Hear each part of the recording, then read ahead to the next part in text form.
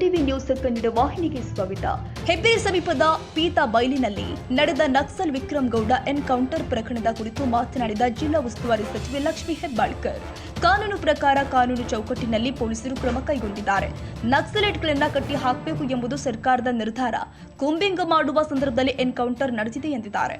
ವಿಕ್ರಮ್ ಗೌಡ ಬಳಿ ಕೂಡ ಶಸ್ತ್ರಾಸ್ತ್ರಗಳು ಇದ್ವು. ವಿಕ್ರಮ್ ಗೌಡ ಕೂಡ ಒಂದು ಬಾರಿ ಫೈರಿಂಗ್ ಮಾಡಿದ್ದಾರೆ. ಪ್ರತಿ ದಾಳಿ ಮಾಡುತ್ತಿದ್ದರೆ ಪೊಲೀಸರ ಜೀವ ಹಾನಿ ಆಗ್ತಾ ಇತ್ತು ಎಂದಿದ್ದಾರೆ. ನಕ್ಸಲೈಟ್ ಅನ್ನ ಬೇರು ಸಮೇತ ಕಿತ್ತು ಹಾಕಬೇಕು ಎಂಬುದು ರಾಜ್ಯ ಸರ್ಕಾರ ಮತ್ತು ಕೇಂದ್ರ ಸರ್ಕಾರದ ನಿಲುವು. ಪರ ವಿರೋಧ ಚರ್ಚೆ ಎಲ್ಲ ಸಂದರ್ಭದಲ್ಲಿ ಇರುತ್ತೆ. ಸರ್ಕಾರ ಕಾನೂನು ಚೌಕಟ್ಟಿನಲ್ಲಿ ಕೆಲಸ ಮಾಡಿದೆ. ಸಂಶಯ ಇದ್ದಂತವರಿಗೆ ಮತ್ತೆ ಸ್ಪಷ್ಟನೆ ಕೊಡಲು ನಾವು ತಯಾರಿದ್ದೀವಿ ಎಂದಿದ್ದಾರೆ. ಕೋರ್ಟ್ ತನಿಖೆಗೆ ಒತ್ತಾಯ ಕೇಳಿ ಬರ್ತಾ ಇದೆ. ನ್ಯಾಯಾಂಗ ತನಿಖೆಗೆ ಕೊಡುವುದು ಸರ್ಕಾರದ ತೀರ್ಮಾನ. ಈ ಬಗ್ಗೆ ಮುಖ್ಯಮಂತ್ರಿಗಳು ಗೃಹ ಸಚಿವರ ಬಳಿ ಮಾತನಾಡ್ತೀವಿ ಎಂದು ಹೇಳಿಕೆ ಕೊಟ್ಟಿದ್ದಾರೆ. ಚೆನ್ನಾಗಿ ಫ್ರೆಶ್ ಆಗಿ ಬಂದಿದ್ದೀರಾ? ನಾನೇನು ಹೇಳಿ, ನೀವು ಕೇಳಿ. ಆಗಿದೆ ಅದರ ಬಗ್ಗೆ ಪರ ವಿರೋಧ ಚರ್ಚೆಗಳು ಕೂಡ ಇದೆ. ತಮ್ಮ ಗಮನಕ್ಕಿರ್ಬೋದು. ಕೆಲವರು ನಕಲಿ ಅಂತಾರೆ, ಕೆಲವರು ಅಗತ್ಯ ಇತ್ತು ಅಂತಾರೆ. ನಕ್ಸಲ್ ಚಟುವಟಿಕೆ ಇಲ್ಲದೆ ಬಹಳ ಸಮಯದ ಮೇಲೆ ಆದ ಘಟನೆ. ಏನು ಹೇಳಿದ್ರು? ನಮಗೂ ಎಲ್ಲರಿಗೂ ಗೊತ್ತಿದೆ.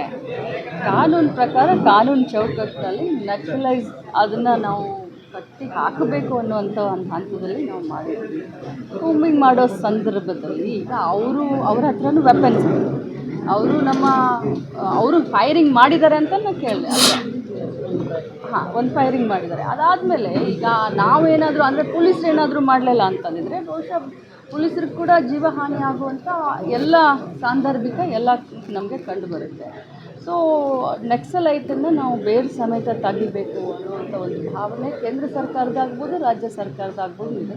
ಸೊ ಆ ಒಂದು ವಿಚಾರದಲ್ಲಿ ಈ ರೀತಿ ಆಗಿದೆ. ನ್ಯಾಯಾಂಗ ತನಿಖೆ ಬೇಕು ಅಂತ ಒತ್ತಾಯ ಮಾಡ್ತಾ ಇದ್ದಾರೆ. ಎಲ್ಲರೂ ಒತ್ತಾಯ ಮಾಡ್ತಾ ಇದ್ದಾರೆ. ಎಲ್ಲರೂ ಕೊಟ್ಟು ಅದು ಏನು ಸಾಂದರ್ಭಿಕ ಸಾಕ್ಷ್ಯ ಪ್ರಕಾರ ಅದು ನಕಲಿ ಇದು ಎನ್ಕೌಂಟರ್ ಅಲ್ಲ. ಪರ ವಿರೋಧ ಎಲ್ಲ ರೀತಿ ಇದೆ. ಅಂದರೆ ಕಾನೂನು ಚೌಕಟ್ಟಿನಲ್ಲಿ ಏನಾಗಬೇಕು ನಾವು ಅದನ್ನು ಮಾಡಿದ್ದೀವಿ. ಅದ್ರ ಬಗ್ಗೆ ಯಾರಿಗಾದ್ರೂ ಸಂಶಯ ಇದ್ದರೆ ಅದನ್ನ ಇನ್ನೂ ಕೂಡ ಕ್ಲಾರಿಟಿ ಇನ್ನೂ ಮಾಡಲಿಕ್ಕೆ ನಾವು ತಯಾರಿ. ನ್ಯಾಯಾಂಗ ತನಿಖೆಗೆ ಏನಾದರೂ ಇದು ಮಾಡ್ತೀರಾ ನೀವು?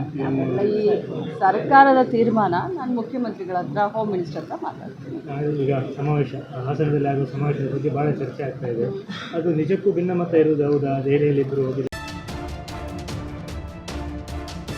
ತಾಜಾ ಸುದ್ದಿಗಾಗಿ ಎಂಟಿವಿ ನ್ಯೂಸ್ 24x7ಗೆ ಸಬ್ಸ್ಕ್ರೈಬ್ ಮಾಡಿ ಮತ್ತು ಬೆಲ್ ಐಕಾನ್ ಅನ್ನು ಒತ್ತಿ. ತಪ್ಪದೇ ಲಿಂಕ್ ಶೇರ್ ಮಾಡಿ.